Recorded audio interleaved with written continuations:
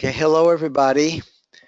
This is one of our ongoing webinars, but this one is really a very exciting and unusual one for me because Scott Williams is going to be talking about his rather fabulous performance as group manager.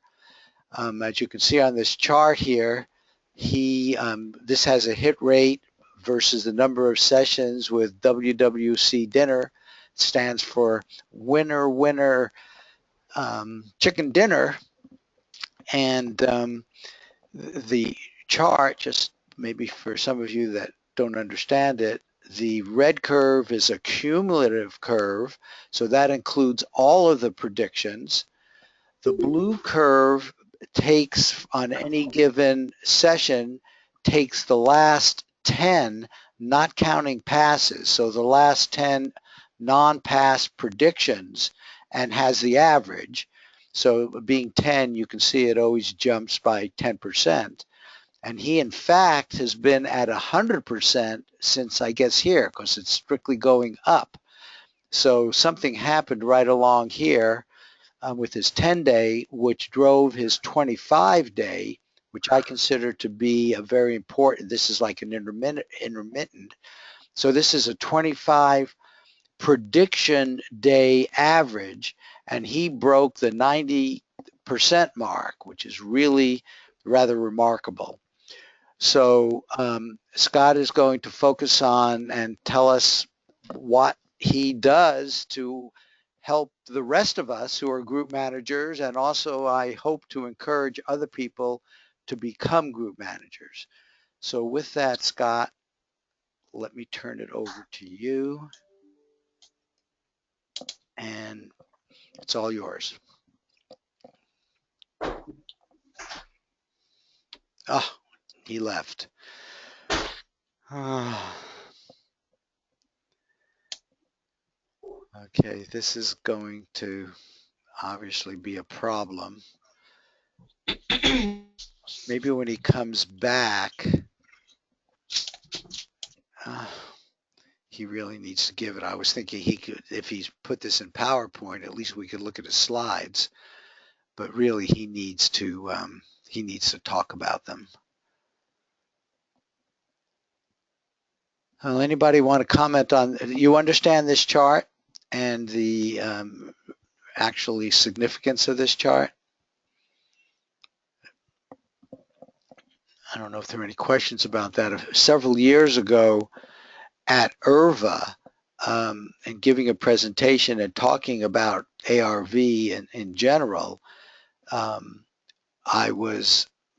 put out actually the goal that we would get to 80% in a long term. Now, I wouldn't be able to say that he's long term, but if this green curve does this in the future, which is what I am certainly hoping, and you know, he's just done so well to get over to the 90, that then indeed would be an 80% long-term hit rate, which is remarkable. I mean, even this is rather remarkable to get an over 90% in the last 25.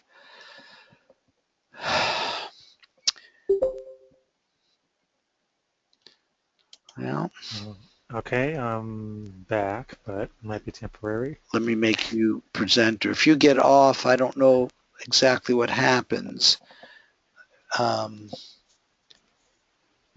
But hopefully.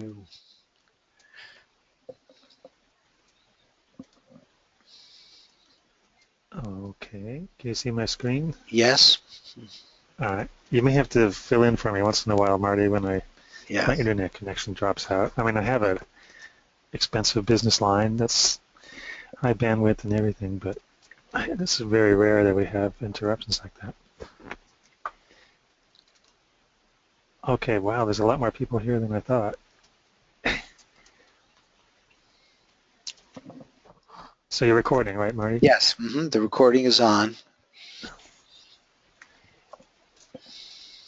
And does anyone want to tell me why they came here and what they want to get out of this meeting?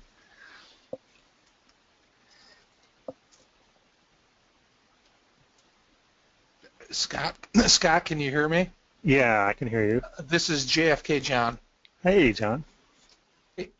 Marty and I, we've been working together over 10 years on and off, and we've certainly tried a lot of different approaches and little twists and introducing all types of stimuli, taking breaks. I don't know. Marty, wouldn't you say that we've tried almost everything? Everything we could think of. Everything we can think of. That's a great way of putting it. Thank you. And so, and strangely, because I don't read a lot of the posts, I called Marty today. Marty will verify this. And I said, gee, I wish Scott would kind of step forward and give us a little bit more detail about what's going on. And he said he's going to have a webinar at 3 o'clock and discuss what he's doing. I mean, I'm not, Marty, is this all true? This is all true. And so you asked me what I'm doing here, so that's what I'm doing here. It was all kind of synchronicity and coincidence and everything. I mean, well, I've been around this for over 13 years, so, I mean, and as you see, I produced really strong signal, and Marty's seen it too, and Marty and I have done very well together, but it hasn't lasted. And I just am, I would pull my hair out if it regrew, so I stopped doing that. So I'm just kind of bouncing around, and I decided to work with you, and that's kind of what's going on my end.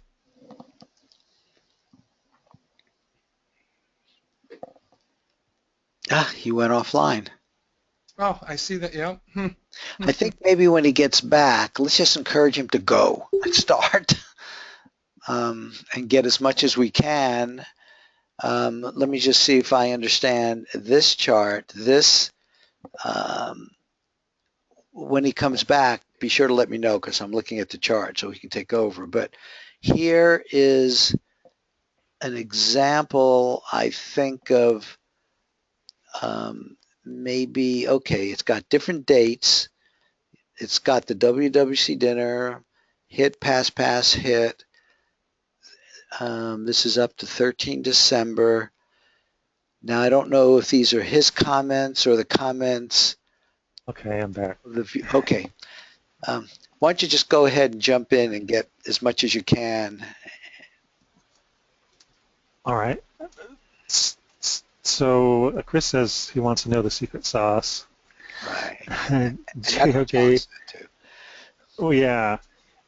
I don't know if Chris, did you hear my?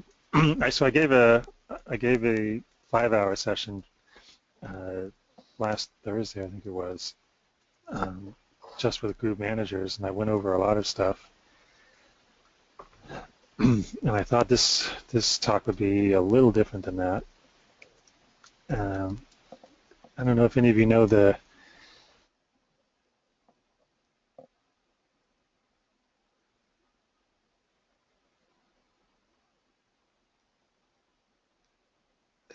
Scott, I can't hear you anymore, but it still says you're on. Is everybody else hearing Scott? No, I do not hear Scott, but you are correct. On my screen, it does say that he is on. It does not say offline. Okay.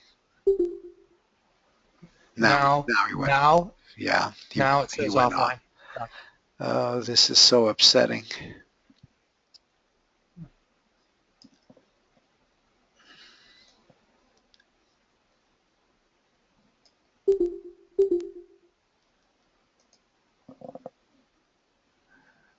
Julie here. I have a question.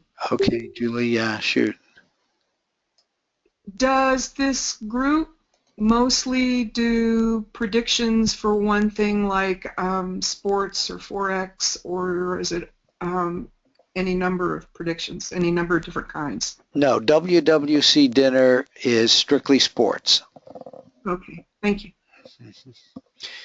Yeah, in fact, if there are other questions while we're waiting, ask away.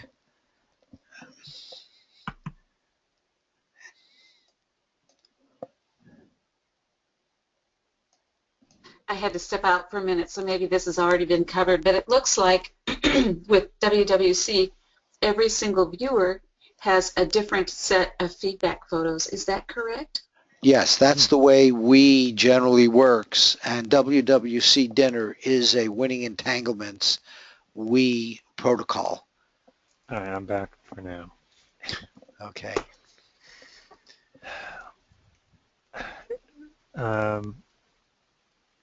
So Nancy was there for the longer talk I gave last week, and I don't know if Chris listened to the recording of it or not.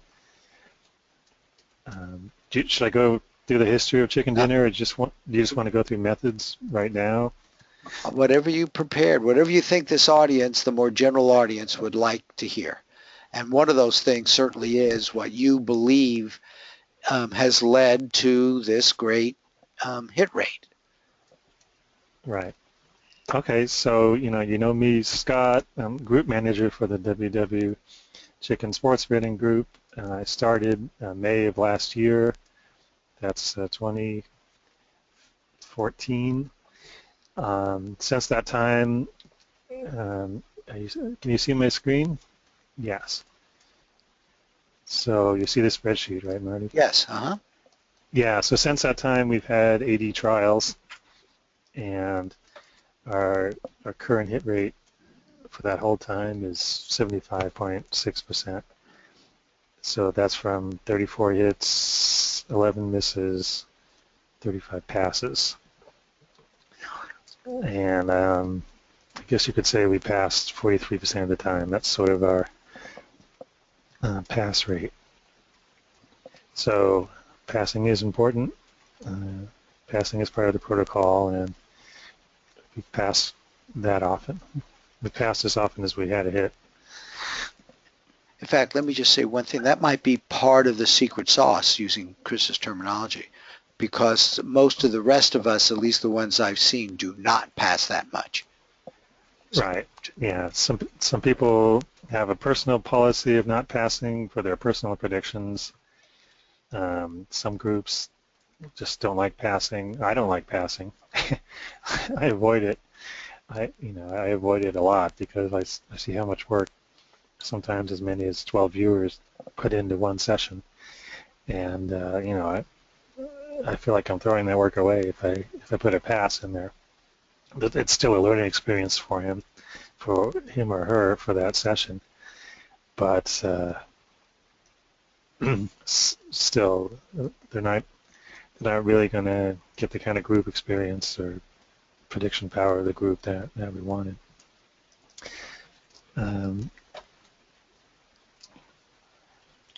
And I'll get into what would make me decide to pass, even though I don't like passing. I'll get into that later. But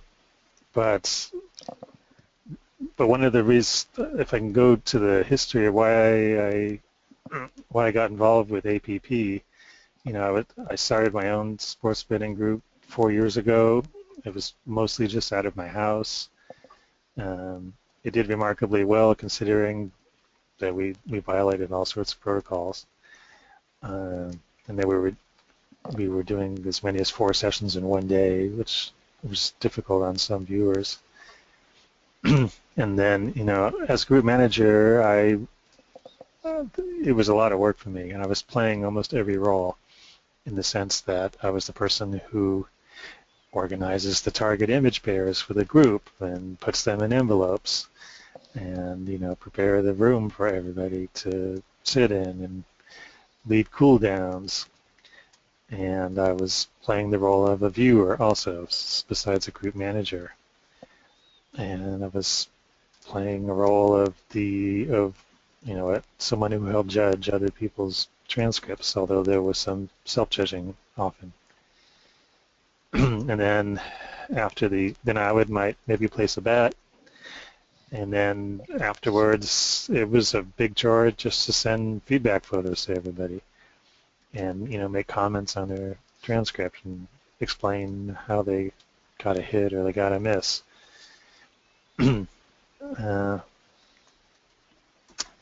So in spite of all that, we often got 3 out of 3 or 3 out of 4 games correct. But we had bleed through problems, it was we were limited by our resources, so people would often, use one transcript and draw both photos.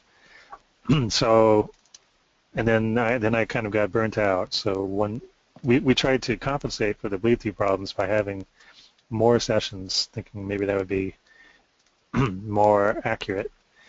And it didn't really make us all that more accurate. So we did something like 12 sessions for just deciding 3 games.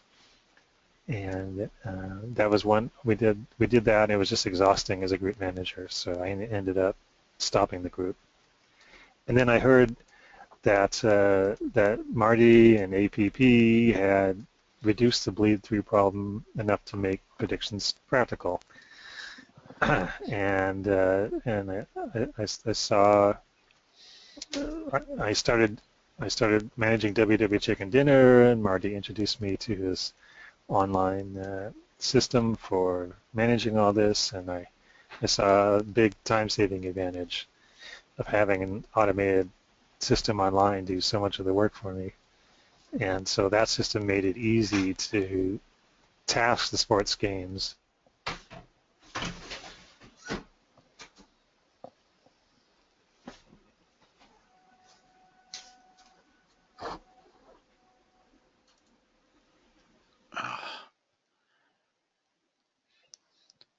Does this mean this means we lost him? Yeah, I hear nothing from him. Well, yeah. It says John and Scott. It says offline Now now it for says Scott. offline. Yeah. Okay. Well. Has this ever happened before, Marty? No. When it's been like that? No. No. And notice it's not happening to anybody else, though. I noticed Lynn was having problems. But no, this is, in fact, he said it's a problem at his end. He said that his business line, I guess, is going up and down.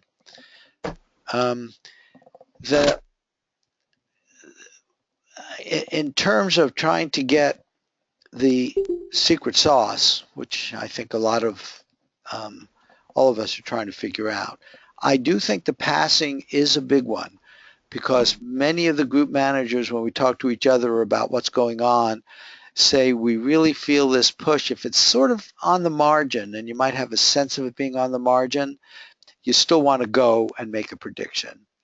So don't underplay that. If you're putting down a list, one of them is just accept the fact that for whatever reason you're not on all the time. So passes is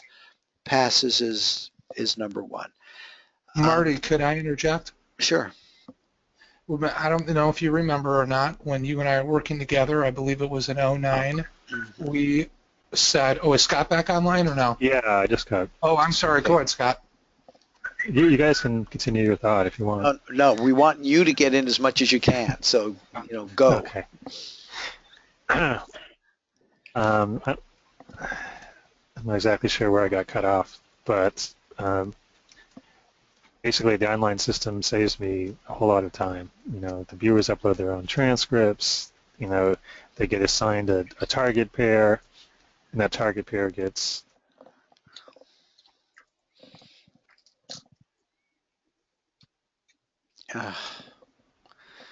well, okay. When he comes back, I'm going to tell him to go on to the next thing. But the target pair, in fact, one of the reasons we was designed was to make things easier for general managers. And guess who the first general manager was? Me. So I tried to make it as user-friendly as possible, and Scott picked up on it very nicely. And in fact, he is now getting better hit rates as a group than I am. So I'm obviously interested in everything that he has to say. But I do think one of them, which actually he's alluding to here, is he's feeling very kind of comfortable with it, as I do, but I'm doing many more groups than he's doing. One of the other things which he's already alluded to, which I think is possible, is he knows his people very well. His people have been with him from before he brought a lot of them over. Now he's got some new people in his WWC dinner group, but I think there's a personal connection. I think the group process, feeling as a group, is important. We'll see what he has to say about that. But notice he did start, and a lot of his members actually were with him even before he started WWC Dinner, so he brought them in personally. Yeah, I'm back. Okay, so I just brought him up with we, so why don't you go on to what the next topic is? Sure. And if I lose connection again, I might just call in on the audio. Okay, we'll try that. That might be an improvement. Yeah, so it's a huge time saver that we have this target library of 800 images to choose from. So I don't have to choose targets; they get chosen for me. Having each user receive a different target. So when I was doing it in my home, everyone was pretty much getting the same target, and that may have led to some bleed through. I know it works in the classroom effect sometimes, but other times it might contribute to bleed through. A lot of other factors are contributing to bleed through also. And then having the system help each user self-score their transcript from wherever they are in the world, and having all those scores and targets emailed to me, that's all big, huge time savers, because those took a lot of time when I was running my group in person. And having all the scores for the users compiled on a single web page, makes it easy to make decisions. And having the personal hit rate history for all the viewers show on one single page, so I can see who's on a win streak and who's not, and that helps me make good group predictions. And then the whole feedback process was actually fairly time consuming for me before. So sending the results of the game to all the viewers takes time, and the system pretty much does all that automatically. And and sending the correct target image to each viewer, that takes time, but this is all automated now, so I can have larger groups without just getting overwhelmed. And then and then I had to keep track of each viewer's hit rates and send them that information, and that takes time. So now viewers can see their personal information on all compiled together. So that's all easy, all in one place. So the automated system saved me so much time, and that led to kind of a positive feeling about the group, which may have rubbed off on the group because I could really appreciate how much this whole system was saving me time and helping me be more accurate.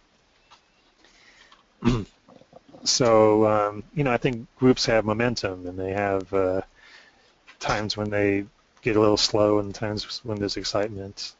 And there's times when they're really accurate for a while, and then there's other times when we pass more than we'd like to. But it helps to have a positive feeling when you start, and be some kind of excitement and momentum. And I attend a class. I'm a co-organizer of a class, an in-person class here near LAX. So that may contribute to it definitely contributed to the start of the success of the group, because I had some ready-made trained viewers coming in. And throughout the whole course of the group, I get new viewers, and I always welcome new viewers at any level into the group. So some of you ask, what leads to passing? What would cause me to pass? Why do we have 35 passes here? So certainly, if there's some kind of tie between the people who chose one side or the other for the sports game. So for all of these 80 predictions, we were doing over/under bets, meaning there's two teams playing a game, whether that's soccer or basketball or football or baseball, and we want the total score to be over or under a certain number. And so we picked those because we like the kind of 50-50 chances on each side. We like that scientifically, and we like that from a risk management investment strategy standpoint. And so if half the transcripts say that it's going to be over the betting line, and half of them say it's going to be under, then that would certainly be a pass. So I might have 4 transcripts for one side, 4 for the other, then that would be a pass. Even if I have 5 for one side and 4 for the other, that might end up being a pass. I'll have to use my judgment on that one. I'll have to consider, how strong the transcripts were and how much people were really leaning to that side or whether they barely picked a side. So that could lead to a pass. If there's a lot of confusion in the process,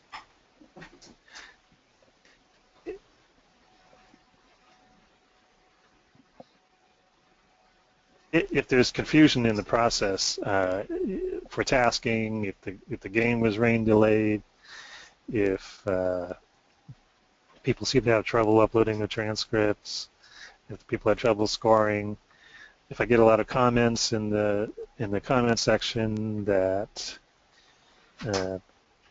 people had trouble connecting, they might have given high scores on their transcripts, but then said I didn't feel a strong connection to the target. Scott, can I ask a question? Yeah, go ahead, John.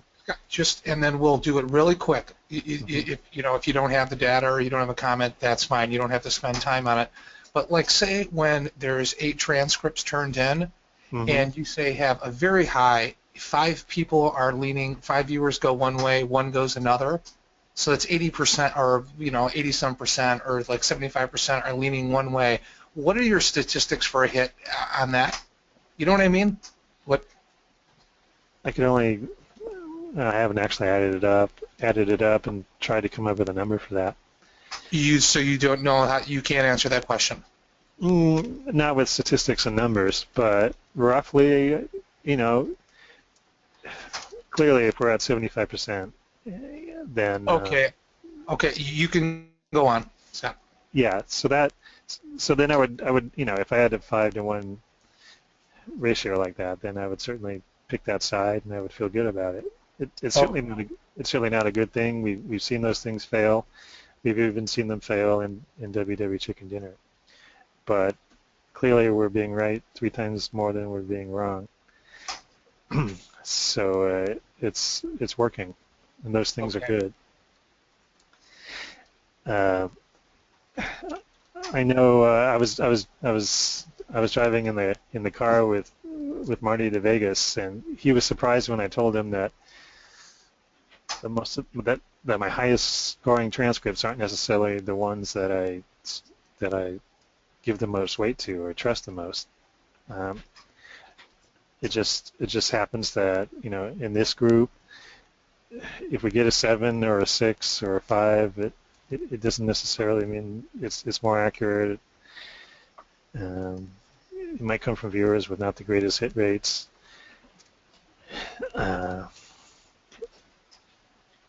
I'm getting new viewers in all the time, so maybe I'll get some that have high accuracy and give scores like 5, 6, or 7. But for some reason in this group, which might be an anomaly, Marty in his groups, his best viewers give really high scores often. But for some reason in my group, that's not the case. This gets to the key point, which you just alluded to, but I would like you to say more on it, which is like the weighting factor. So it's just not a CR score. You somehow weight the viewers based on their history, based on their being new? How does that all work? Right. So you can see. I'm going to go through something that really turned things around for me, for the group at least. I just want to go through this history a little bit here. So you can see that we started out 4 out of 4. We were 100% going into app. Here's where app 2014 was in Vegas last year. So we had 100% going into that, and then we did some World Cup stuff. We got our first miss in trial 7 here, and we were above 80% for a long time, and then we dipped down to, this might have been the low point here, 65.4. Yeah. About the time Firefly started, we purposely moved some people out of the sports groups and into financial groups, and we had much less participation here. So that might have contributed to a lower hit rate. I think one of the strengths of the group is having a lot of transcripts to work with. So we often have 8, 9, 7 transcripts to work with. And some groups are making decisions based on 2 or 3 transcripts. And, I enjoy having more data to work with. And it's very common that I'll get 2 for one side and 2 for the other, and 2 passes or something. And then, I'll need some kind of tiebreaker. So having more transcripts to work with to push things toward one side or the other is a big help. So we were kind of below 70% here for a while. And then in August of this year, I started doing 2 things radically different. And since then, we haven't missed. So here's August of this year. You can see it's 2015. And since then, we've had just hits and passes and no misses. And our hit rate pretty much moved up from the 60s or so to the 75.6% we have now. So the 2 things I started doing different was I started spending a little more time on the tasking. I was more careful in the way I chose the sports event. Before I was just kind of choosing maybe sports events that were interesting, but choosing the latest one in the day so I'd have lots of time to work on it on Sunday. And all the events I picked were on Sunday. We might have had some earlier Saturday ones, but I try to do it on Sunday now because that's when people like to sit back and watch sports and people have time. And I make sure people have some weekdays and some weekends to work on the transcript. So I task it on a Wednesday or a Thursday. And then I purposely started picking games that I thought had a good chance of getting over or under. I noticed that I was picking baseball games like the Dodgers. I'm in LA. I know the Dodgers. They're a big name sport. People like to watch those games. But then I realized that if I pick certain teams with really good pitchers, then the final score is going to be so low that it's going to have no chance of getting over a line of like 5 or 6 or 7 or 8. And the scores would turn out to be 0 to 1 for the whole game. And after that happened a few times, I said, why am I shooting myself in the foot picking games that are almost guaranteed to be low scoring because they have these really great pitchers? And so I started analyzing each game before I tasked it. So if I had a choice of 8 games, I would look at the preview for each one, and it would actually tell me how every batter did against that pitcher throughout all history.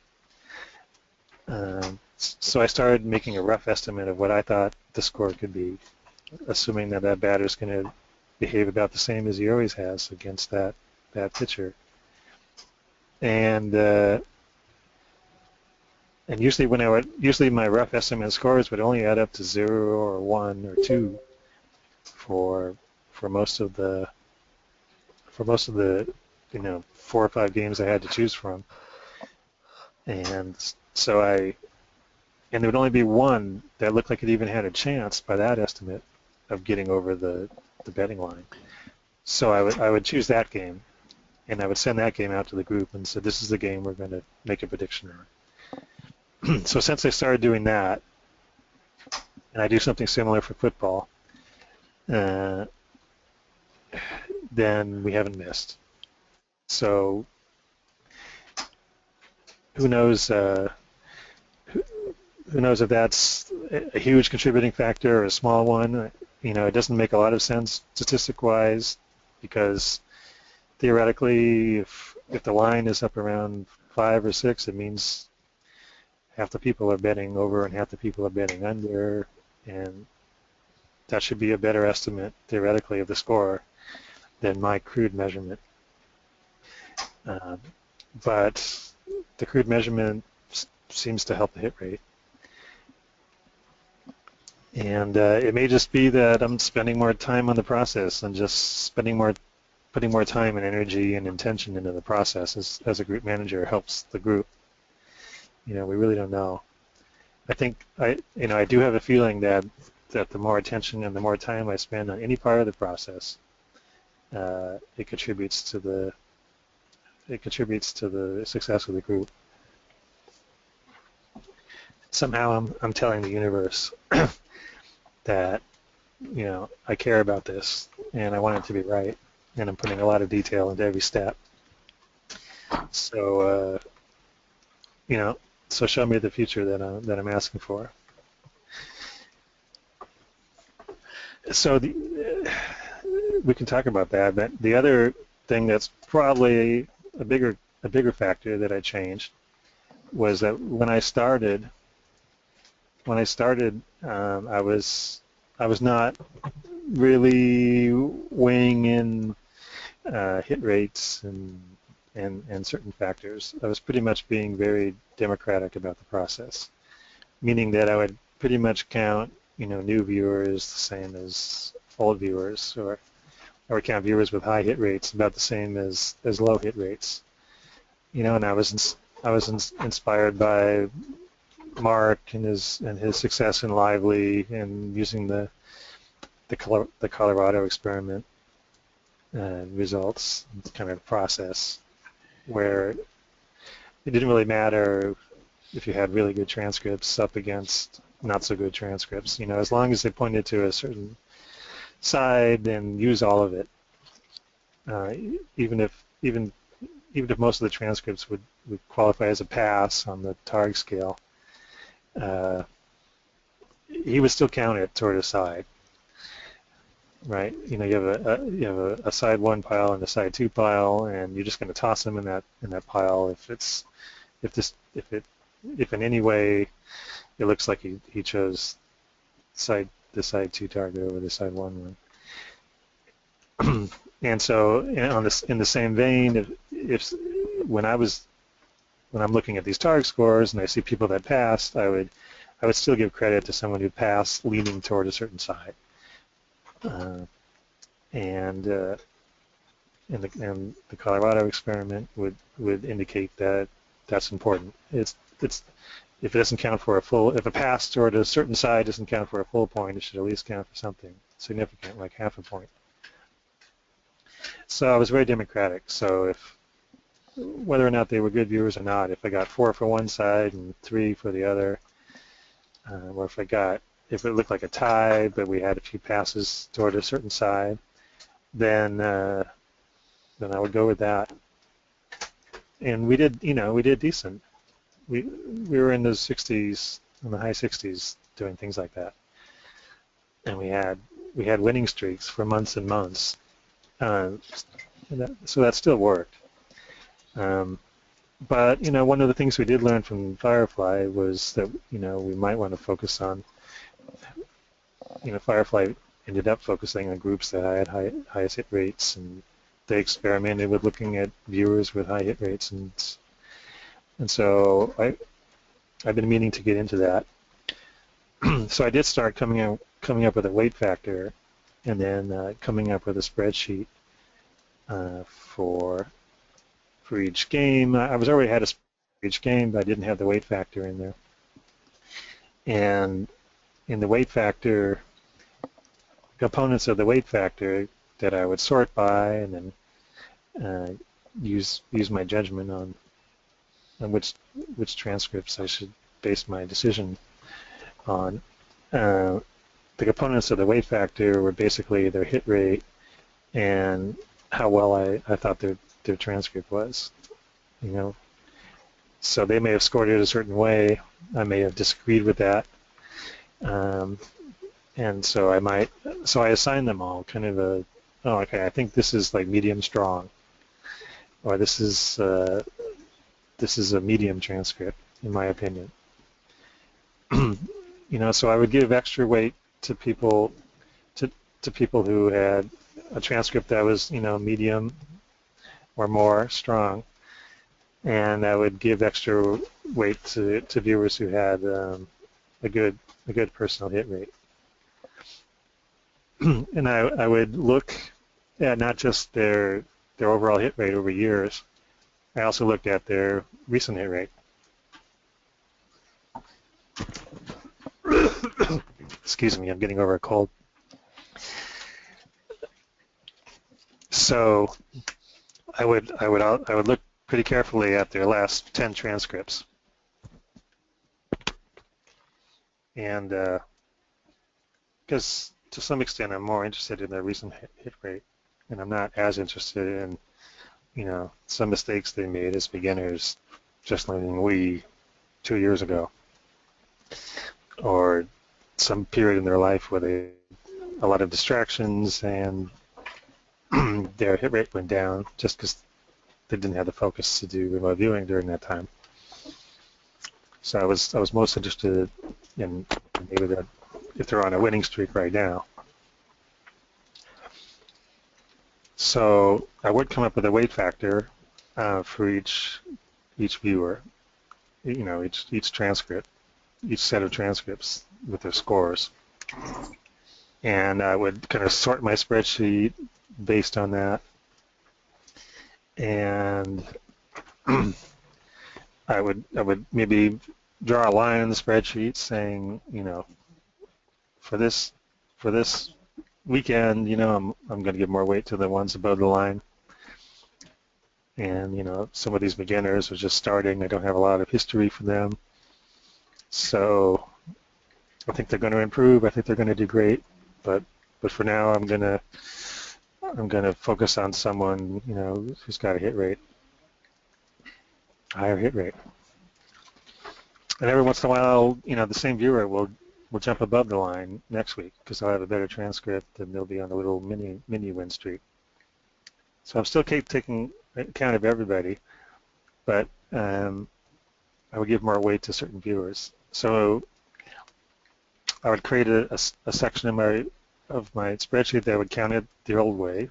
Basically, okay, I've got 3 for side 2 and 3 for side 1 and some passes leaning this way or that way. But then I create another column where I say, okay,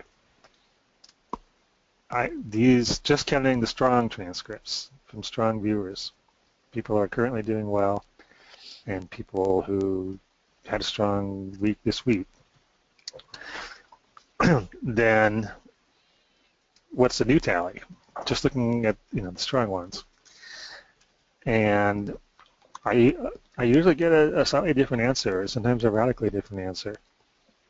So if it was the Democratic way, if it was 3 versus 3, it might be 3 versus 2 now, or even 3 versus 1. So 3 versus 1 would be a very easy decision for me, and those do happen.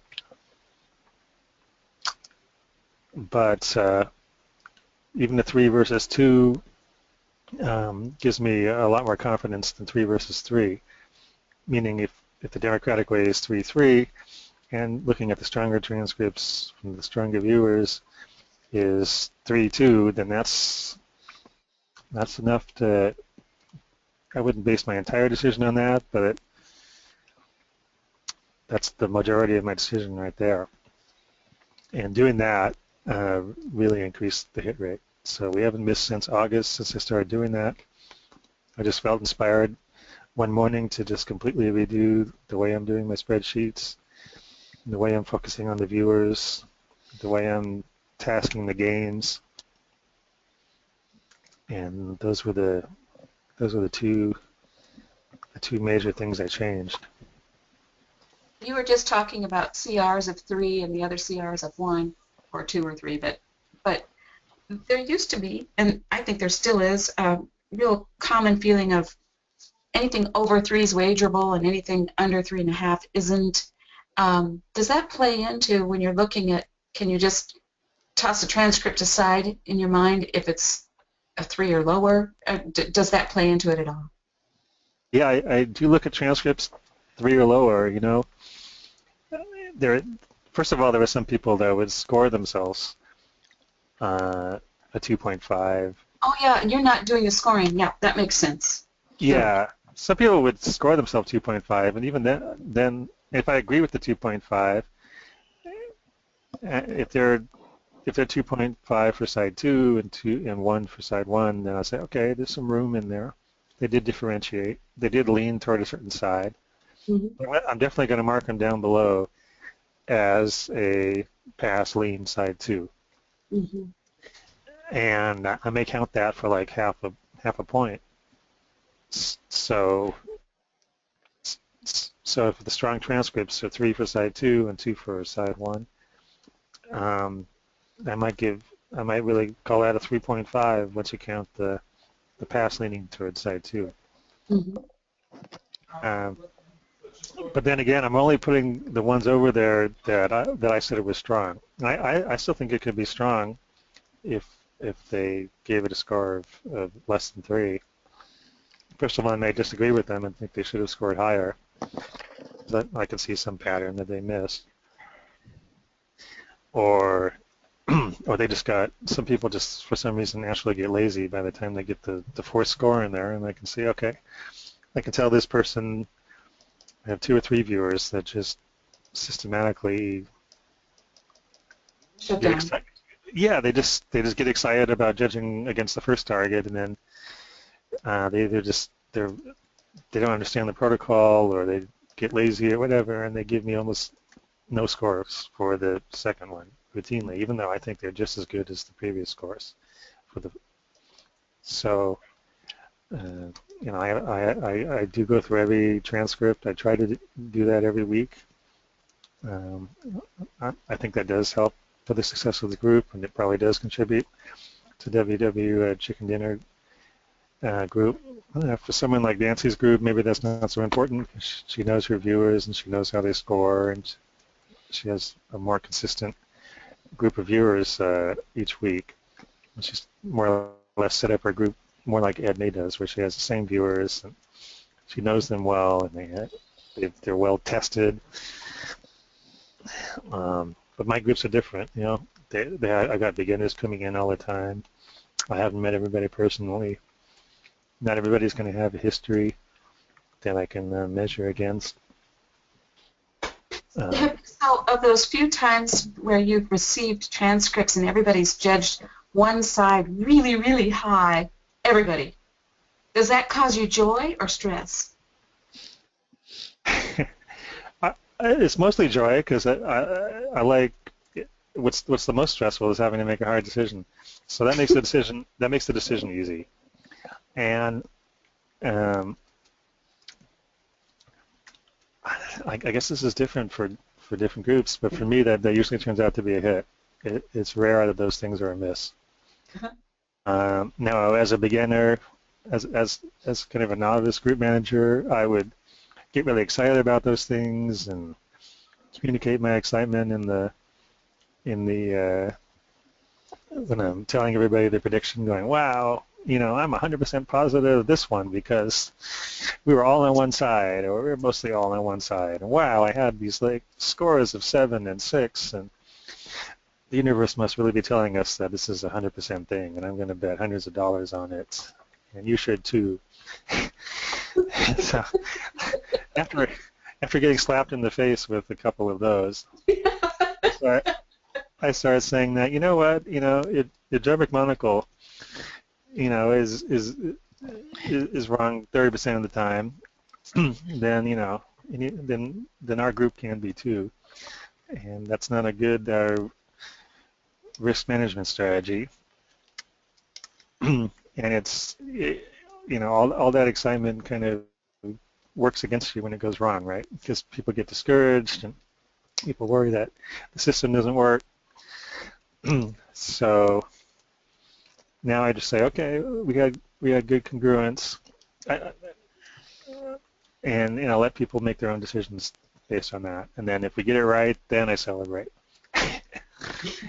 After the result, I can say, wow, we had good congruence. This was great. Blah blah blah blah blah. So I can give before the game, I can give some indication of confidence value, but it's my job as a group manager to communicate restraint and responsible betting and even responsible predicting, because it's not always gonna. We haven't had anything like that happen in a long time, actually, but some of these earlier misses were like that. So again, the strategy used to be when you pick a game, pick a famous game, pick a game people are interested in so that they'll watch it.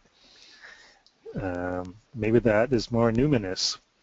Maybe that's like a bright beacon in time, and it will attract all the viewers like a light in a dark room.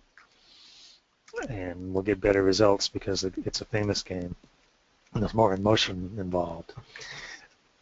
That is not my experience. When some of these World Cups had more people watching it than any other sporting event throughout all history. And the Super Bowl is another big day, and we tend to miss on some of those days. Right? We missed on the Super Bowl this year, and it was the only miss for months. So, here's Super Bowl. I think this is Super Bowl Sunday right here. And after that, we went on a several-month win streak, and we didn't miss again until May. So February to May, March, April, May. So that was over 3 months we didn't miss again. So the Super Bowl being famous didn't help. And the World Cup being famous, that didn't help either. Right, so we got out of App 2014 conference, and we got a lot of new viewers because of the World Cup. So during the World Cup, this is World Cup season right here. So I got a lot of people excited, and I got a lot of people to join the group. But our hit rate wasn't that great. Well, 2 out of 3. Yeah, 2 out of 3 was good. Can you believe we're sitting here saying, oh, 66%, oh, not so good. Yeah. It's a new day. Right. So anyways. Let's look at your comments. Under the comments, and scroll down a little bit, it's 2 food targets, 1 animal target, 4 people targets, 1 vase. Are there certain things that you have seen a trend that viewers, we're doing a study in another group on what kind of targets viewers like to see. What do you see any trends in all of these events? Because you've been watching them. I think that's pretty cool. Yeah, we haven't compiled any data on it yet. We asked, Stefan's going to write us what I call a target hit rate report. So what targets produce hits and passes and misses and things. So until that happens, it's not really responsible for me to talk about my own little anecdotal prejudices here. I think groups that have been together for long term have different things that they enjoy as well. It's kind of like families. Everybody's a little bit different.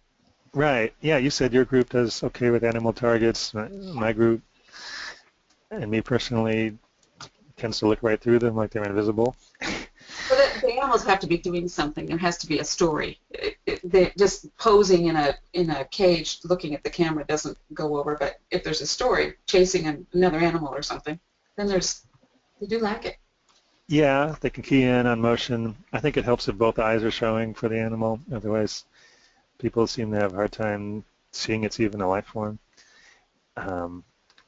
These are just my own personal biases. So that's why I started this spreadsheet originally, not to keep track of my hit rate, which would have been the responsible thing for a group manager to do. But to start, You got it. If somebody wanted to put it together, you could.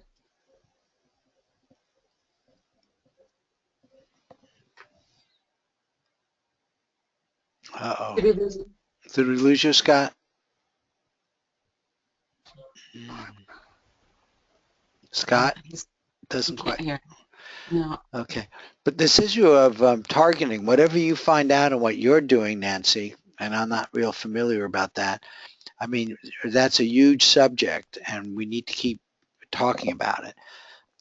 So there's a Warcalia prize went to Deborah and Michelle, and they're working right now on. They have a big target pool, and twice a week and it's all coded, and so it's not associated with remote viewing, which is probably why you haven't heard much about it. But it's about they use Alexa's dung beetle. It's really fun, and so they collect the transcripts twice a week, and we, the viewer, put it into the dung beetle and send it to her, and then she also sends it to a group of other judges.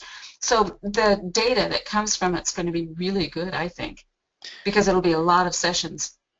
And you hope, one of the things you hope to get out of that is which targets are easier for viewers to see. Okay. What do we like? What can we see and what can we not see? Right. And of course, not unfortunately, but in a study like this, it's so personal. And I think you probably can conclude that for certain people the way they are right now. But that doesn't mean that they can't improve and change, et cetera, et cetera. But it will be interesting to see. I'm back. There you go. Go. All right. I don't know where I got cut off, but I no longer try to do famous games. I don't exclude them either. I use my new method for picking games that I think have a fair chance of being over and under, and not an unfair chance that I never think they're actually going to reach the line because the pitchers are too good or the defense on the football teams are too good. You're handicapping in a way. I personally think that the fact that you're doing this and it adds clearly to your success is because of this issue of you're putting more intention and everything into it. And not only you, but the whole group. Hey, we all know there's a lot of connections that go on in the subconscious realm, and that's all somehow picked up. Anyway, that's great. Yeah. Yeah. So I'm picking targets. Picking events. The game.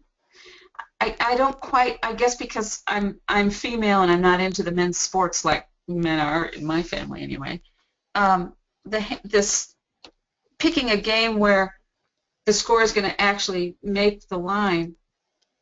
Can you just speak to that just a little bit for the non-sports person? Sure.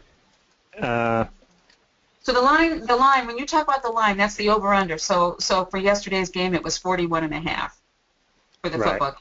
Okay. Right. And so you would look at the games and pick a game where you thought that the scores would be over that over/under line. Is that what you're saying? Right. So I'll do an example here. And I just did this last night at 2 in the morning because I just tasked Chicken Dinner for a game this Sunday. So I will look at NFL schedule and I will look at just the Sunday games around 1 o'clock. So you can see this is Sunday. And here's a 1 o'clock game. and it's not as good as baseball, but I do get a history of the team here and how well their offense and defense is. and so I'm going to look at just two lines here. This points per game. This is how many points this team has scored all year, average per game. Well, that's the average. Interesting. Okay. Yeah, and this is how many points their defense allowed. Oh. So I'm going to assume that if the Packers here, who are yellow, have only allowed about 18 points for all the teams this year, that it's going to be about the same for this game. So instead of calling these Packers Raiders, I'm just going to call them yellow and black here because it's easier. Mm-hmm. Sure. So the yellow team here wants to score 24 points. That's what they've been doing all year, and I'm going to assume they're going to do that unless the black team here, their defense stops them. In this case, I see that they're not going to stop them, right? 24 points is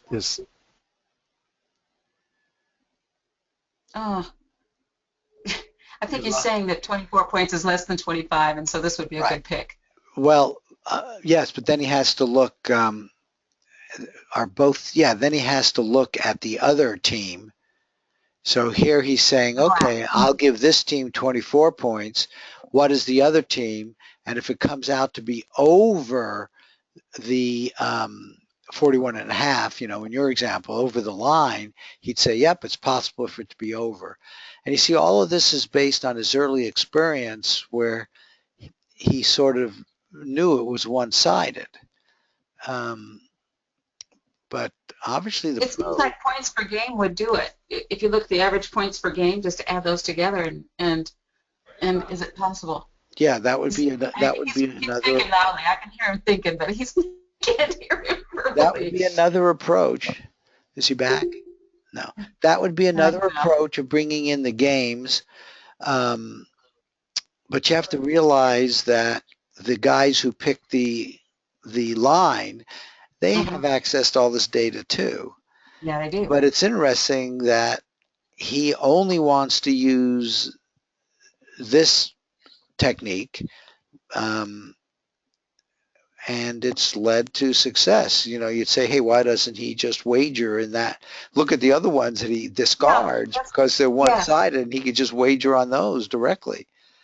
But here's the thing. So say, in my mind, this shouldn't matter because the viewers are going to only view the picture that they're going to be shown. Good. Right. And yet it does. Well, or something does. See, it might be something else, the time he spends or whatever. Yes. But and the attitude that comes with it. And but it's like, if it is working so well, I don't think he should change it. No. And he would allow that he doesn't understand exactly why it worked. Well, you're here. You're back, Scott. Yeah, I'm back. So I go to this site and look at the lines, and it's this is 4 days before the event, but they do have lines. Shoot, we missed him. That is so frustrating. I'm sure more to Listen, him. But what he's pointing to right here, the line 4 days ahead of time, is one of the that one of our viewers just can't stand, that the line floats, that it changes the day before. It can be different than the morning of the event, and that's irritating to him. It doesn't seem to bother anybody else, but and it only affects things in not a major way. Most of the time the changes, it still goes that way. But notice here his point, the estimated score is his estimate. And it looks like in that case, but those are by stats. That's not him just pulling numbers out of the air. That's by the black and gold line that we just saw. Correct. But my guess is when he comes back, he'll confirm. But you see that 44.3, that's at least his estimate allows for the chance that over is a real possibility. And that was what he was looking for. Because in baseball, if you remember, he said using a technique similar to this, he would only get 0, 1, 2, 3 points, where the line would be 5, 6, 7. So he would Say only, the game was chosen arbitrarily, which in my case is always random. right? I don't. It never occurred to me to look at these numbers. Of course, now it does. But the Nancy, I'm going to have to mute myself. This is my mom. I have to make sure she's okay. Somebody. Oh, our leaders are having trouble, aren't they? So responsible to spend some time on this process for choosing the game. Got your back. Good. Oh, I'm back. Yeah, so theoretically these are the two worst teams, so I usually wouldn't pick the worst team. So my intuition Based told me on what? that, The best and worst teams, are you based on the highest line? yeah, theoretically this is going to have the hardest time. By my crude estimate, this is going to have the hardest time even reaching the line. Mm-hmm. I think this game they're going to have a hard time getting over 38 points. But even if they don't get over 38 points, and you know that, wouldn't the viewers pick under? Right. So this method doesn't make sense from a Las Vegas betting point of view. It also doesn't make sense from a remote viewing point of view, because theoretically the viewers are just going to see what they see. But I still want to pick a game Where the chance is there. Yes. Yeah, so I call this using my left brain. Mm-hmm. And it's tangling you up. It's tangling your attention and intention one more time into the game. Yeah, I think that every successful trial that went over more than a few trials, something that lasted for a while, has been a combination of left brain and right brain in the procedure. So if the right brain is the RV transcripts, and the left brain is the way you set up the whole experiment.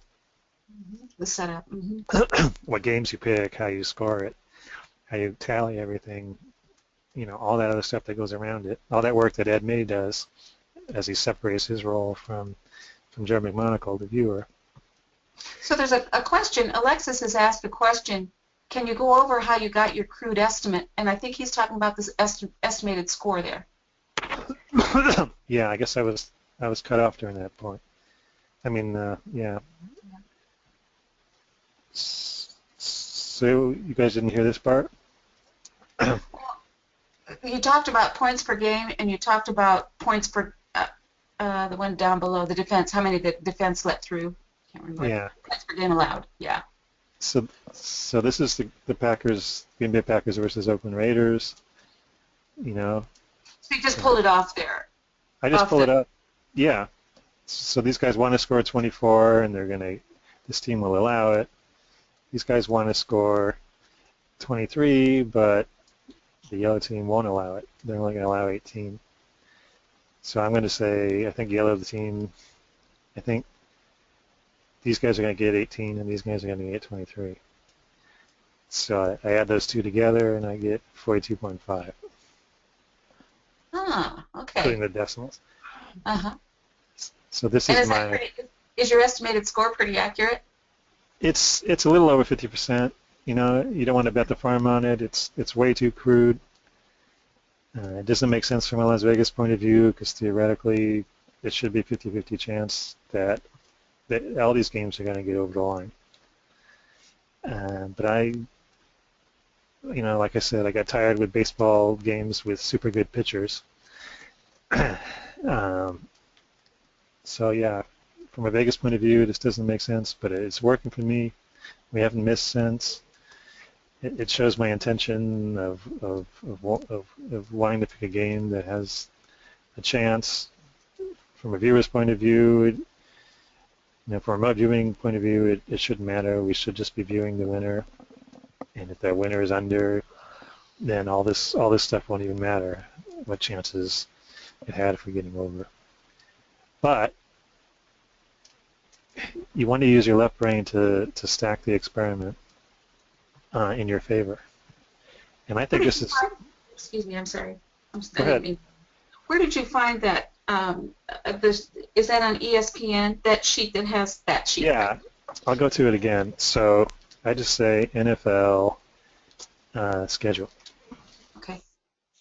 And I'm going to look at the Sunday games around 1 o'clock. And my internet connection isn't so great. Here we go. And here we are again with the Packers, Raiders at 1 o'clock on Sunday. And here, this preview is kind of a magic link. And you can do the same thing for baseball. So if I type in baseball schedule here, ESPN would give me the same screen for baseball games, and they give me a much more detailed preview, but they all have preview. I don't want this preview video here, right? So just want the text. Okay. Yeah. So that takes me here. Pretty much just shows me the offense, but now I want to see offense and defense, so I click here. Analyze matchup. Now I can see offense and defense. You know, and they say defense makes champions. So it's important to look at the defense. And, you know, defense has a bigger factor on controlling the score of the game, I think, than offense. So I look at how the offense and the defense balance, and I come up with a crude estimate of what I think the score is going to be based on all the games so far this year. And so here it is, 42.5 is my crude estimate. I can show you some in my past spreadsheets, and it's this crude estimate is right over 50% of the time. Maybe 55, 60% of the time. For last week, I think it was 100% right. And so would you have picked that game because that estimated score is lower than the line? Yeah, so you know, I go to here we go. So again, I type NFL lines. I like the ESPN site. I go to the game that we just looked at, Green Bay Packers. Here we are. At 1 o'clock 1 o'clock Pacific time, 4 o'clock Eastern. And here they are. Here's the over-under line. So they all pretty much agree it's around 48 or 48.5. So I put that number in my spreadsheet over here. So for Green Bay, so it's bigger. Okay. At 2 in the morning, it was 2 this morning when I did it. It was about 47.5. So I put that number in there. So by my crude estimate, this score is going to have a hard time even getting to 47. Yeah. So you wouldn't pick that game? You would not pick that game? I'd be less likely to pick that game. Okay. So then I take the difference between these two numbers, and I find which games have the best chance of even getting over. And I sort on this column. So you can see here these are ascending. So by my crude estimate, all these games at the top have the best chance of being over, and these games at the bottom have the least chance. So I'm probably not going to pick the 1 or 2 worst ones. Scott, can I interrupt? Yes. Out of all the 6 games there, with your formula, the best one to choose would be the Cleveland Browns versus Seattle Seahawks, right? Yes. Okay. All right. I'm understanding. Go ahead. And then so I did my left brain work here, and now I also add some intuition. You know, I may ask my pendulum. I may get a gut check. And for some reason, it often picks this game. There's often only 2 or 3 games to pick, so it often picks the first or second one on my list. For some reason this afternoon, my intuition said this is going to be a better game for the group to pick. So it's not among the... Is that the game that we're working this Sunday? Yeah, it is. Oh, it is? Oh, okay. Yeah. Yeah, I tasked it this morning around 2 or 3 in the morning. It's going to be Miami Dolphins, San Diego Chargers, 1:25 p.m. Western time. And again, Scott, you're basing this on your intuition, even though the difference of negative 1.3 and 2.8 would mathematically be the best 2 to do. You'd somehow jump down to the Miami Dolphins and Chargers, and you chose that one. Yep. Okay. Yeah, throughout this whole process, I'm pretty much combining left brain and right brain. Okay. And I think I've stacked the deck in my favor here because, I don't know, say the group picks over for the wrong reason, then my left brain analysis is going to help. It's going to help. It's going to help win the day. I don't know. It's a crude estimate, but I think we should be combining our left brain analysis of the game, and then the right brain analysis. And I think people who have sustained success over time, including Tom Atwater in horse racing, including Russell Targ and his experiments with investing and all those things, they all did some kind of left brain, right brain combination in the way they set it up and the way they chose the games and the way they did their predictions. And I think the left brain is a big part of it. You know, Tom Atwater settled on his horse racing strategy of saying, is the favorite horse going to end up being in the top 3 or not when they cross the finish line? And then he does remote viewing on that. And so that's a combined left brain, right brain approach, right? He's letting the experts pick who the top 3 horses are. And he's worked that into the way he tasks it and the way he makes his prediction. And then he does RV after he's already stacked the deck in his favor, right? The odds are already good that the favorite horse is going to be in the top 3. You don't need remote viewing to tell you that. So the times when he's off with the remote viewing, his ass is going to get saved by his left brain and all the experts. And you know, why throw away all that good information that's out there? Why throw away all the history that these teams have built up over the year, or how these baseball players have built up over 7 years of statistics of how that baseball player does against that batter, or that batter does against that pitcher. You know, why not make use of all that? So maybe it's my intention, but maybe I think I'm also stacking the odds in my favor. It's more clear in the horse racing. Well, tell me about, wait, I don't understand the horse racing. And people just today asked me if there was a way of using horse racing with 50-50. Tom uses the top 3 and then does remote viewing to bet on the top 1. So his wager is just on the win? No, it's slightly the other way around. He'll take the top-rated horse, but then place a show wager, you know, to see if he's going to bet that top-rated horse, at least the favorite horse, at least comes in 3rd. Oh, so that is a 50. I mean, that's a yes/no question. Will the top-rated horse fit in the top 3? It's definitely a binary question, and I would say it has an over 50% chance of being right. Oh, right? That's interesting. Because he's the favorite horse for a reason, and the favorite horses do tend to do well. They don't always win, but they're more likely to win than the least favorite horse.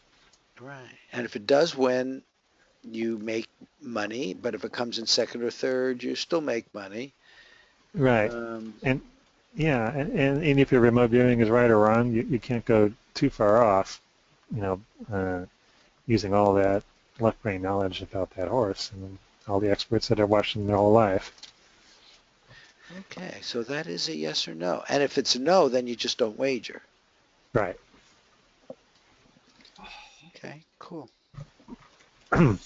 So I should add that I knew nothing about sports betting before 4 years ago. You know, I wasn't particularly interested in it. I didn't have any friends doing it. I didn't grow up in Vegas. I wasn't big on gambling in general. You know, LA doesn't even have a football team. And, you know, I watched a little basketball. I consider baseball relatively boring. Soccer's not so popular here in the U.S. So, you know, the Lakers were a championship team, and they're based in L.A., so, all right, I watched that. But I wasn't a huge sports guy, and I knew nothing about sports betting until some guy who grew up in Vegas helped me find my little sports betting group.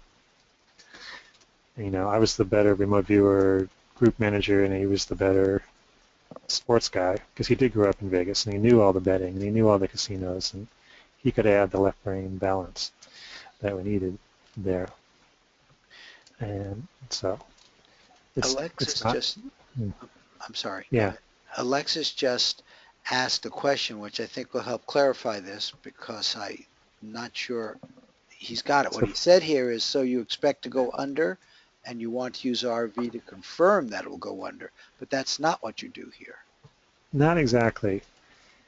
I'm just saying, by my crude estimate, the score is going to be about 39. The sports betting guys have it way up at 46. By my estimate, they're going to have a hard time getting to 46. But the real point of this whole thing is that this game has a fairer chance of being over, which means it has a fairer chance of being a fair game to pick. It's better than these guys down below. So I would tend to avoid these games. This game has the worst chance of being over. I'm trying to pick games that have an equal chance. So I'm not saying that I'm biased toward under here. Right, your viewers are treating it as 46 and they're predicting over and under and wagering based on 46. Right, and it may change later. Right, so Alexis's question went really to the horse racing way, and they're very different. Well, after I task it, I'm just going to leave this stuff alone, and this is not going to influence. This is not going to influence my decision one bit on whether I pick side 2 over or under. I'm not even going to look at this page again. I looked at it last night. I'm pretty much done with it. Yep. After the game, I may come back and say, okay, how right was my crude estimate? But as far as making the prediction goes, I don't care about any of this. The viewers are going to decide. But I stack the deck in their favor, the viewers having the best chance, I think. By my weird twisted logic, I at least gave them a chance, right? So in the baseball games, the viewers are going to sometimes pick over whether for the right reason or the wrong reason, and I want to give them a good chance. In the horse racing thing, you can't go too wrong picking on the favorite horse to be in the top 3. So I pretty much gave the remote viewers a really good chance to succeed here, or at least not to fail as often as they used to by picking favorite horse. So here I'm saying, pick baseball games that have a chance to be over. And pick football games that have a chance to be over. You also get better odds this way, maybe, right? And there are other games I would just avoid.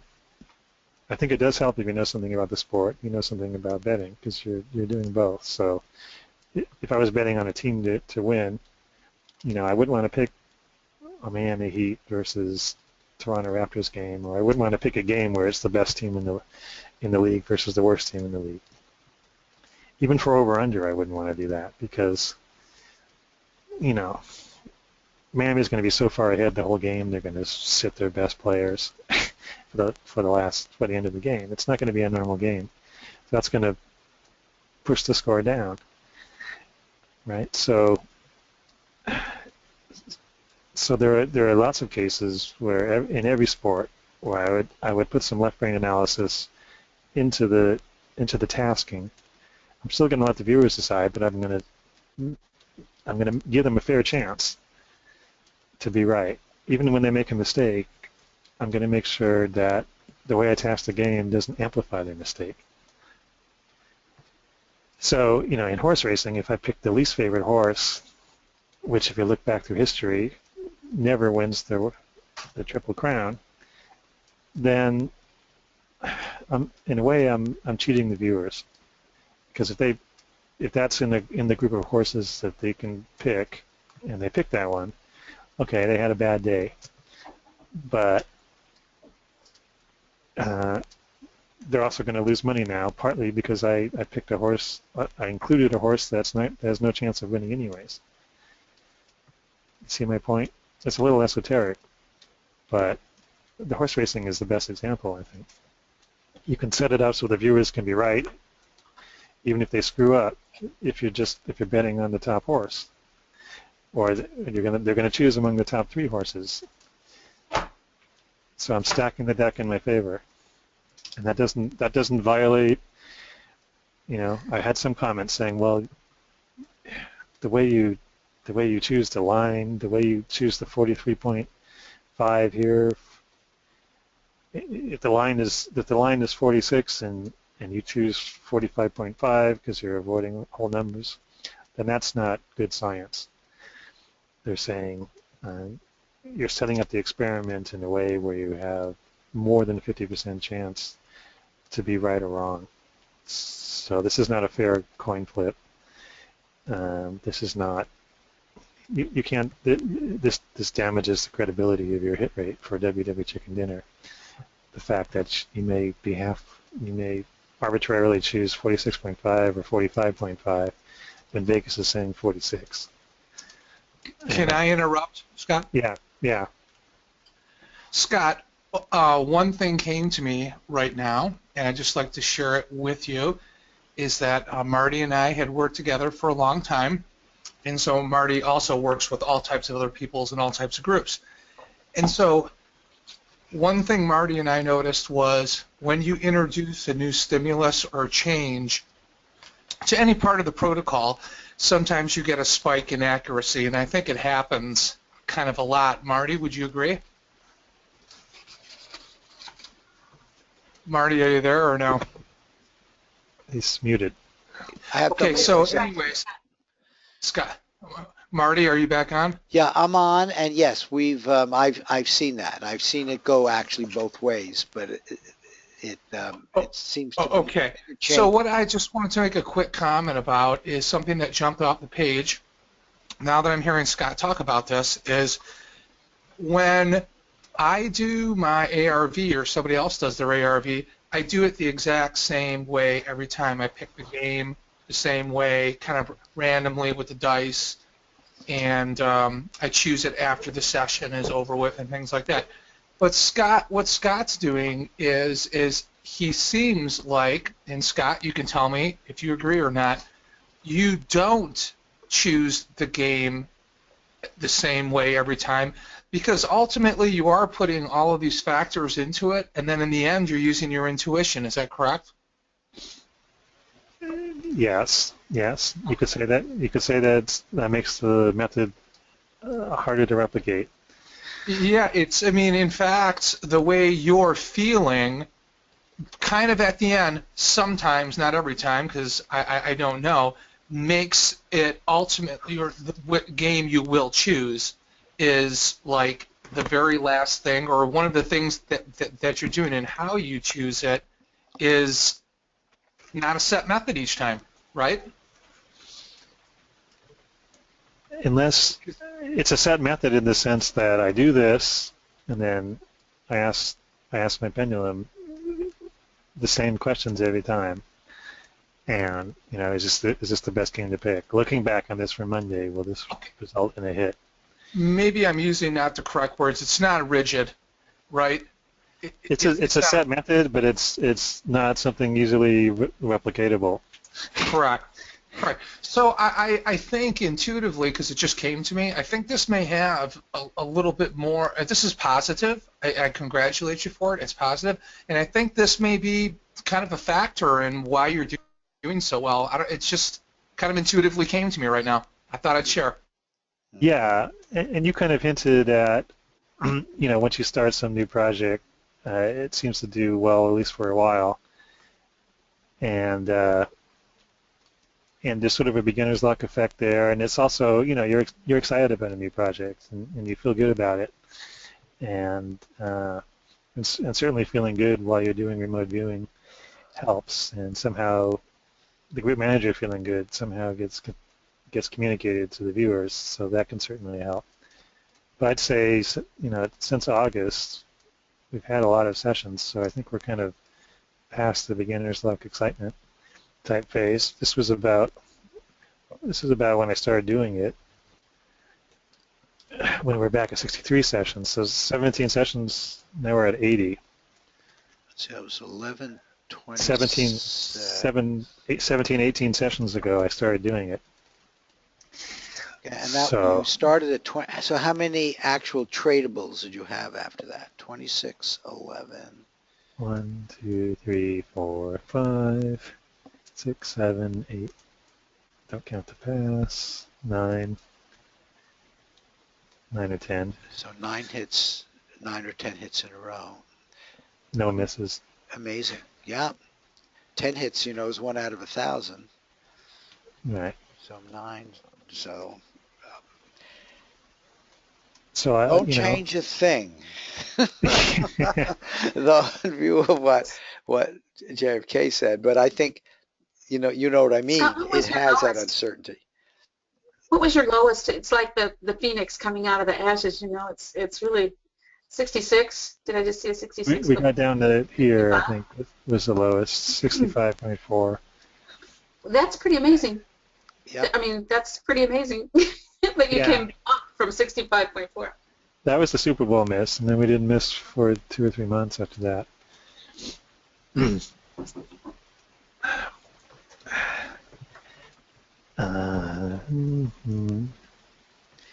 Yeah. So, it definitely helps. Yep.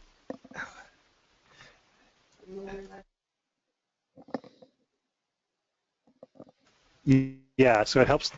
I think the positive feelings help, I think the excitement at the beginning of starting the group helped. I think the momentum it had helped. I think, celebrating it in app conferences in Vegas and New Orleans helps.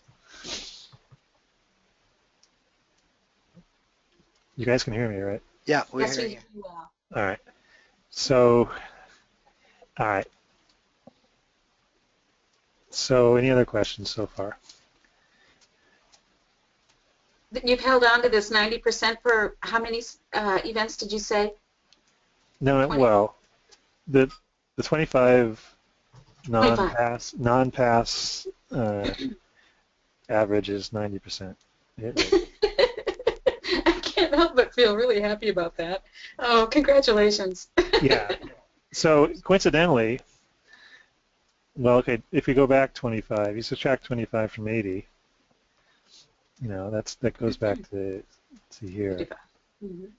Yeah. So that was June. So that was yeah, I mentioned that to Marty. Pretty much coming back from New Orleans, our hit rate skyrocketed. So group managers and the viewers all have paradigm shifts, and we gained new viewers. There were people who were new to the group that came out of New Orleans that helped a lot. Do you have people in this particular group that have been in there for like a couple of years? I do, and they might have good overall hit rates, but they're not necessarily hot right now. Mm-hmm. And I think what's contributed to the group is there's always someone new coming in getting hot.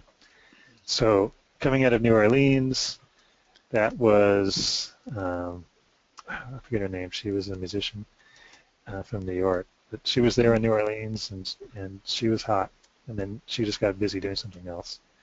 And then over the past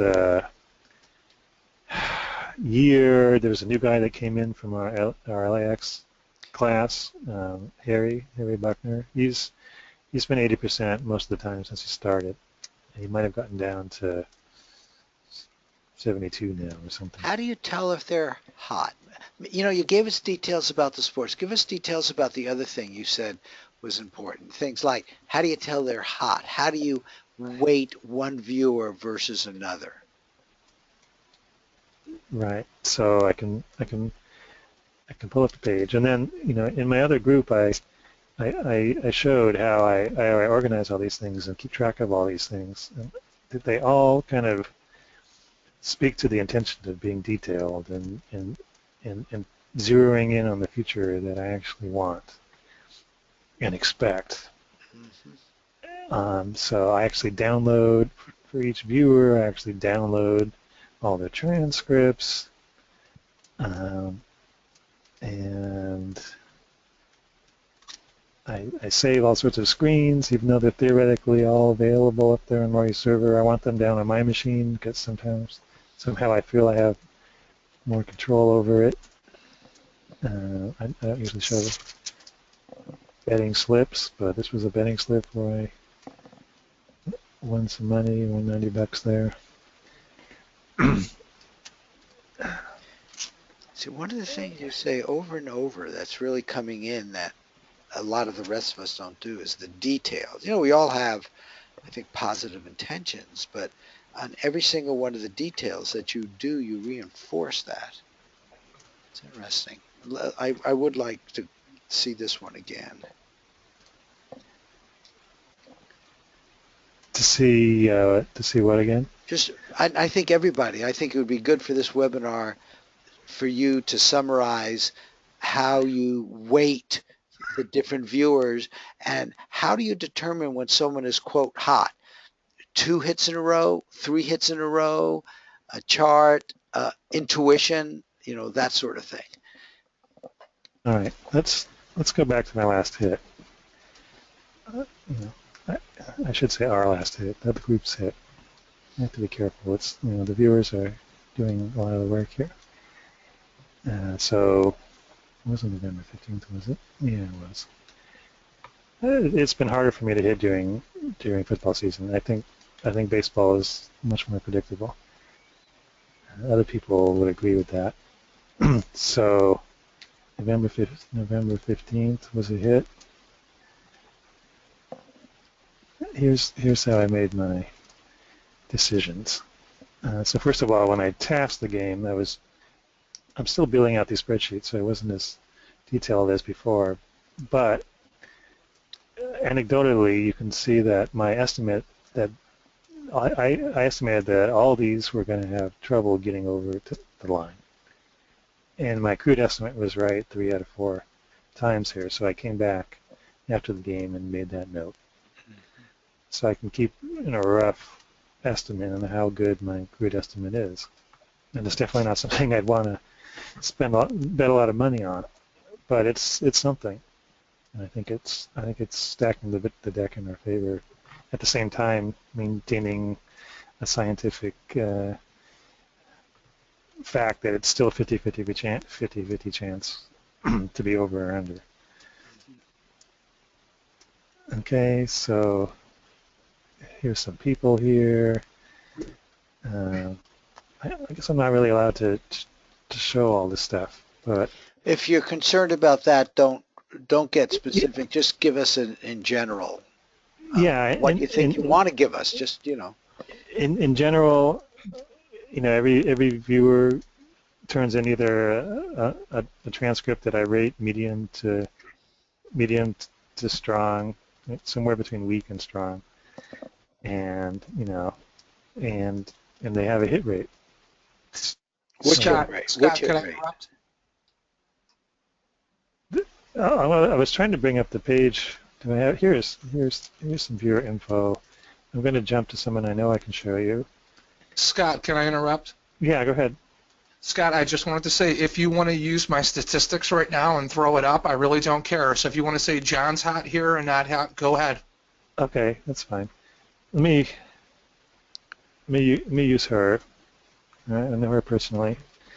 This is Sunny. She over. Let's see how many sessions she's done. She has done. So this is one of the great things that Marty gives me to help me make decisions. So she's done 92 sessions. She's done 92 Wii sessions. Most of them for Chicken Dinner, some of them for Sage. Alpha. And at Alpha. So this is just her record in the Wii group. But one of the points is all of you can manage a group using almost any protocol and kind of plug it in to this, so it keeps track of everything for you. If you want to do strict binary, there's ways to make this work for you. Strict binary, and it'll keep all this stuff for your viewers to see.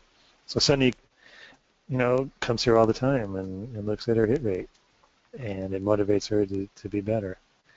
and she started out at 100 and was there for a long time. She tends to pass a lot, which Do you override her passes sometimes? I override her passes often. She tends to score herself low, so this was a pass. So, a 3 from Sunny might be worth a 4 from somebody else. So, yeah. And Sunny, I've shown you some of her great clay work. So once she started using clay, her hit rate went higher. She's Japanese, so she literally cannot, her brain cannot even distinguish the difference between an L and an R. So she'll misspell things a little bit here. But she has a 65% hit rate over 90 sessions. So you could call her hot. But to tell her she's really hot, recently, I could just look at two things. I could look at Marty's chart there, which calculates to 10. So that would be the quickest thing to do. So I could just come here and look at her chart. And I think it's the blue line.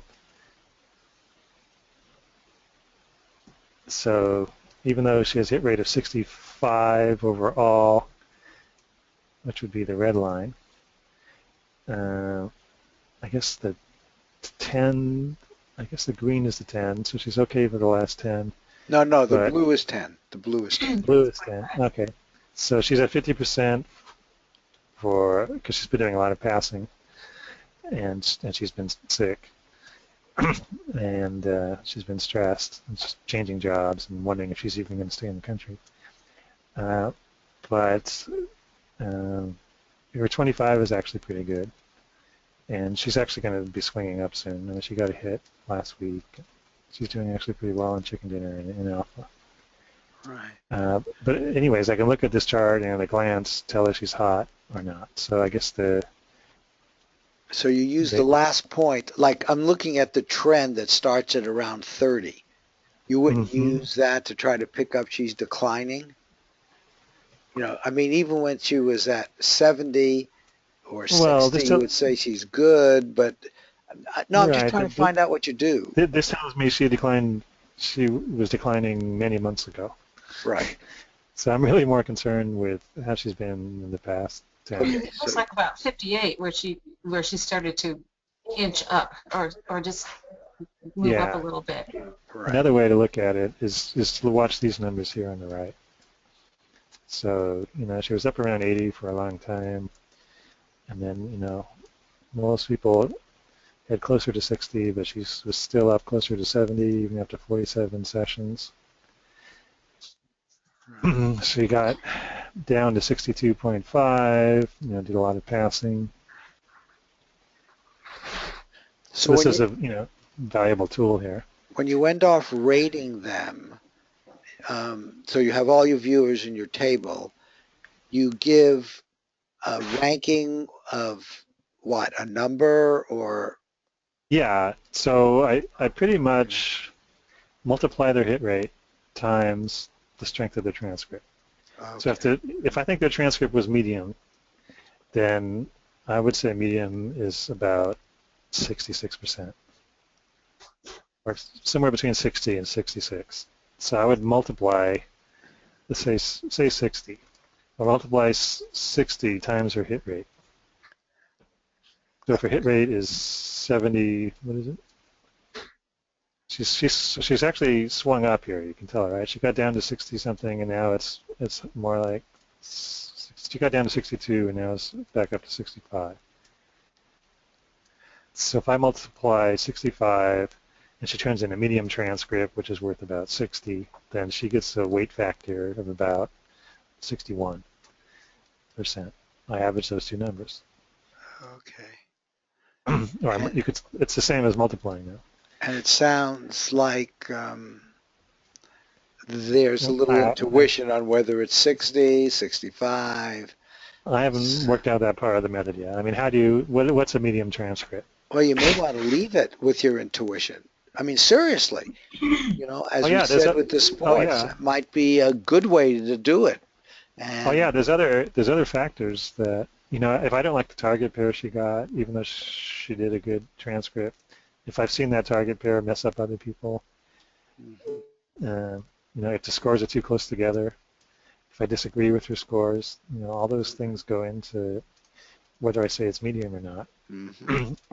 um, but I'm roughly averaging those two things. How strong the transcript is, I'll put a number on that. A strong transcript is 80%, and a weak transcript is 55, say. And You're talking about one transcript, or a trend? I'm talking about these. I'm talking about what they submitted for this week. So that in this case, One hit. it's two transcripts. These were her scores. She submitted these four scores. You know, so even though her scores suggest that her transcript was weak, but I would add to that these numbers being so close together makes the whole thing weak. Oh, that I would have given her credit for being one of my best viewers, because it's still hard to be above 65. But at the same time, that wasn't her best week. This was a good week. It was a hit for her. There was lots of separation between this 4 and 0 and this 0 and 4. She very clearly chose side 1. She did good clay. The target was a pancake, and she flattened out her clay on the on the table, and it looked like a pancake. She got the color right of the clay and all that. I told you about the R's and the L's because she's Japanese. So sometimes she puts an L there, sometimes she puts an R there. So she has good drawings. That's good, but even better, she has good clay, at least for her. So I would have called this medium strong or strong. So if I called it strong, then I would multiply 80%. I would average 80% and 65%, and come up with 73. So I put 73 in my spreadsheet. She would have a weight factor of 73. And here, I can show you last night's spreadsheet because it's blank. Yeah. So here's a spreadsheet I use. If it's too small, I can zoom in on certain parts. But you can see that I've got each viewer here. Right, there's John. He's on the call. Henry's been to most of our app events. This guy's a new guy from my class who's been really hot. He was 80 for most of the time. He's dipped down to 70%. So you can see I look at this great page that Marta gives me here. All on one page I get all the viewers that submitted transcripts. That's very convenient. And I transfer that information by hand to this spreadsheet. And so this number on the left here is everybody's overall hit rate. And then I look at the last 10 they did to see if they're hot now. So Harry has 8 of the last 10. He got 8 hits and 2 misses and no passes. 80%. Yeah, and the cool thing about picking the last 10 is you can just look at this number and tell that he has an 80% recent hit rate. So this first number is their hit rate, basically, their recent hit rate. So this person's 30, this person's 40, this person's 50, 60% recent hit rate, 30%. All right. So I'm gonna write something. So say Harry turns in a good session. Say it's a medium session. I'll do medium strong, just to show that I sometimes use that. So medium strong, say that's worth 70%. So I'm going to multiply 70 times 70, average the two together, and get a weight factor of 70. You average, you don't multiply. I don't multiply. Yeah, you average, okay. It's yeah, it's not the same as multiplying. I was wrong about that. It is averaging. So, and then say Mark, who turned in a 7 in Marty's group, but actually missed his in this group, doesn't have much for me to work with. He's only done 4 sessions, 4 wee sessions for app, and most of them were in Marty's group, not in mine. In fact, at this point, he hadn't done any for mine. But in any case, he has got a 75% hit rate, and say he gave me a medium session.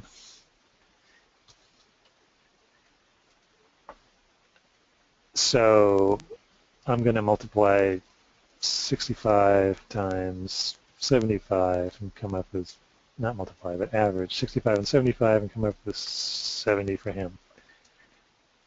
All right. So he gave me a medium. He gave me a medium transcript, but he's got a very high hit rate. And Henry's actually been doing really well lately, except for last week. So say he gives me a medium weak transcript. And let's say that is 60. Medium weak, say, is 60%. So I'm going to average 60% and 64%, or I may average 60% and his recent hit rate, in this case, is 60. So I may come up with 60 for him. And then eventually I'm going to sort on this. And if I want to be really strict, then there'll be people above the line and below the line. And I may draw the line at 66. So I'm only going to look at people with a weight factor over 66. I still haven't decided whether it's going to be 60 or 66. I think I've mostly been using 60, and that's okay. But there are times when I wish I did 66. And then you count transcripts for people who, yeah, go ahead. Yeah, so I look at this democratically, say, and I've got 1, 2, 3, and then here, the scores go in here. I just paste in the scores that they gave. Right, these scores. The CRs. Mm-hmm. Yeah. The scores go here. The comments go here. My comments go here, including whether I like the target pair or not, or whether I thought their scores were inflated, or whether I disagree with their scores. And so here's the Democratic column, where I just say, okay, 1, 2, 3, 4, 5, 6, 7. There's 7 transcripts, and 2 of them said side 2. 2 of them said side 1. We had 1 pass lane this way, 2 pass lanes that way. But my spreadsheet says we had 7, but the real meat of it, the thing that changed the most since August, was this column. So I'm going to say, all right, it may have been 2 and 2 here, but if we look at it this way, and this guy is side 1, and this guy is side 2, and this guy made it over the line because he's 66%, and he was pass lane 2. Then, if I ignore everything below the line, then I'm going to get 1 strong side 1, 2 strong side 2s, and 1 strong pass lane 2. Now that may sound like an oxymoron, the pass being strong, but I call this a strong pass because it was from a strong viewer, and he may have gotten that 60% by tuning in something that was medium. But you only had one strong side too, not two, just so it's consistent. Pass lane That's good. 2. Strong side too. Oh, I see. All right. You could have added another line, but yeah, there could have been 2 people there. Right. So I actually sort on this column once I'm done. So say JFK, who's on the line with us. Say he had an amazing session, and he's somehow at 66% also weight factor. And I can come over here, and I can say data, sort on my weight factor. Right. And boom, so he jumps above the line. The line actually gets moved a little bit. So the line is actually under here instead. So if you count the people 66% and up, he's over the line. Then I have, right. and if he's side 2, then I do have 2 strong side 2s, 1 strong side 1, and 1 pass lane 2. So in a way, this is like 2.5 to 1, because if I count this pass for half a point. So this is enough to suggest that that the viewers picked side 2. And then I might ask my pendulum if it agrees with that. And this is like a gut check, because I might have forgotten that I was disappointed with half the targets, and that they were targets that have a history of making people miss. Or I may have forgotten some of the earlier trouble that happened in task and uploading and things like that. So there were a bunch of factors in there that added to a confusion factor, so the pendulum may remind me that even though it's close, we may want to pass. And it usually saves my ass. Sometimes it makes me really cautious, but twice as often it'll keep me from picking the wrong side. But this is the meat of it. I'm never going to have the pendulum switch me from a side 1 to a side 2 or vice versa. Right? The pendulum is not good enough at detailed questions about the future. Remote viewing is so much more detail and goes into it. And we've got multiple people taking little samples of the future for me, using Lauer's signal theory model.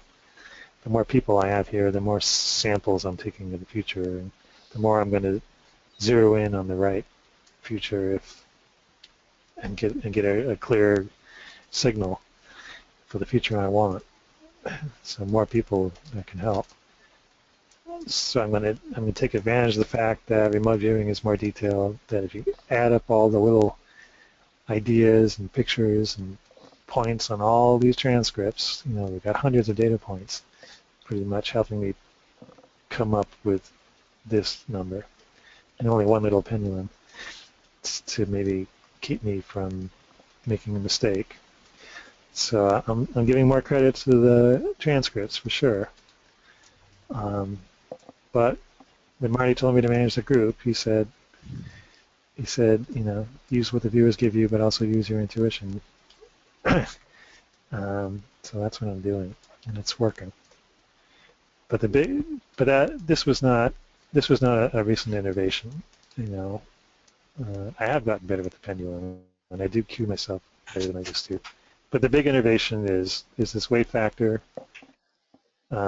Almost by definition, people with the best hit rates, this person is by definition going to be right 3% more often than he's wrong.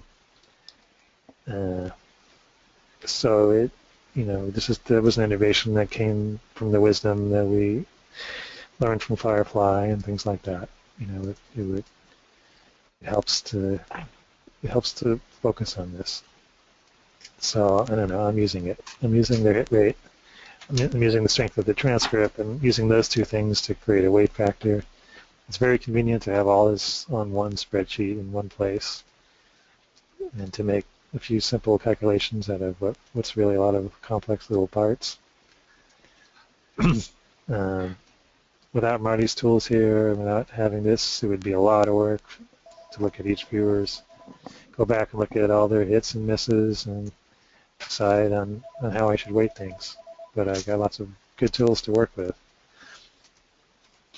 And I try to put it all to use. And so, the biggest innovations recently were how I took the game, putting a little bit more energy and left brain analysis into this, maybe stacking the deck in my favor, avoiding some of those games I probably shouldn't have picked in the first place, like a Dodger game against another team with a really good pitcher, which is going to have a really hard time of getting over a line of 7. So I want to avoid some of those things. And so there was that innovation, and then there was really lining this up mathematically, giving these a weight. It's pretty much this column times this column, but maybe a little bit of how I feel about the target pair in there. I think that target pair causes people to flip, and that's I'm going to give that a little less weight. But you can sort of see how this works here. Any other questions?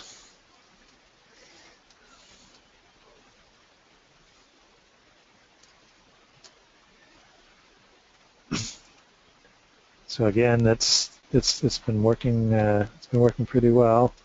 It's been working very well. So I made those two changes. It's been working very well. Even before then, it was working well. My sheets before then were not quite so detailed, but I did make a spreadsheet every time. It didn't have a weight factor, but it did have their recent record. It did have their comments and the targets they got maybe and things like that. But I wasn't doing this, and I wasn't doing this, which means I wasn't doing this. And that's where the big slope occurred. Yeah, we had a big slope in the beginning too. And compared to mine. Maybe I should inform people, if they look at the first full WWC dinner, it includes when I was the manager. There was a big uptick as soon as Scott took over. So he shows 75% from the time he took over, and I think the cumulative is, 70% or something. Because that included the early time when I was the group manager. So we definitely know who's doing something better as group managers. And we got shots in the arm, after a conference. Got some new talent in. Get shots in the arm from after the Super Bowl. We had a 3-month win streak, and we had some new people join from my in-person classes. I do get better as a judge, and I do get better with the pendulum, and I do get better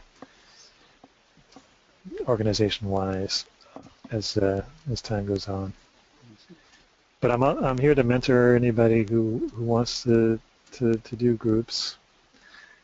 Some of you are already doing it. Some of you have already done it. But Nancy and I are willing to help people get started because we want more groups in APP, and they don't have to be Wii protocol per se.